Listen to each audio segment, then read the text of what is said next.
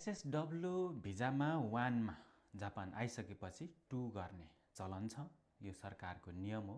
जापानमा लामो समय बस्नको लागि एसएसडब्ल्यू 2 गर्नुपर्ने हुन्छ।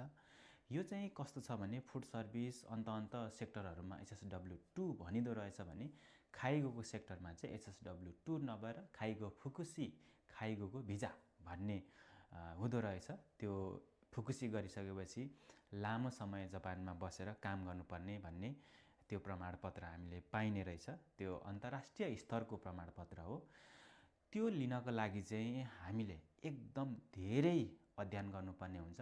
जापानको सामाजिक जीवनदेखि कानुनी कुरादेखि हरेक कुरा मानव जीवनसँग सम्बन्धित कुराहरू, यी कुराहरूलाई चाहिँ हामीले अध्ययन गर्नुपर्ने हुँदा अरु सेक्टरमा भन्दा यो खाइगो फुकुसी गर्न अलिक निकै गाह्रो चुनौतीपूर्ण हुने रहेछ।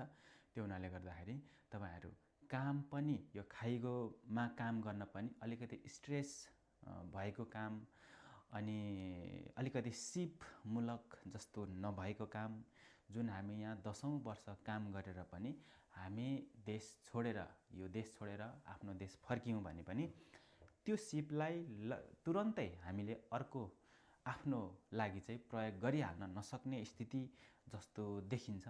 त्यो हुनाले गर्दाखेरि खाइगो मा ठिकै हो काम, तर पनि अलिकति स्ट्रेसफुल काम हो, अलिकति रिस्की काम हो, अलिकति मान्छेको ज्यानसँग सम्बन्धित भएको काम भएकोले अलिकति सिरियस काममा सबैमा सिरियसै हुनुपर्छ। तर मानिलियो एउटा रेस्टुरेन्टमा एउटा रक्सीको बोतल झरेर फुट्यो भने त्यहाँ एक्सक्युज गर्न सकिन्छ। तर खाइगोको काममा एउटा मान्छे लडेर उसको टाउको फुट्यो भने त्यो र त्योमा धेरै अन्तर कुरा हो।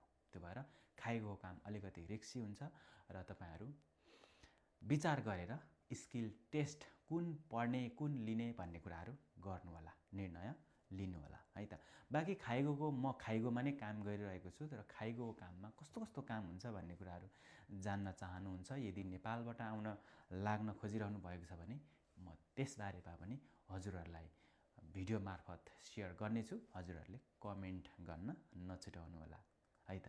हस् त, धन्यवाद।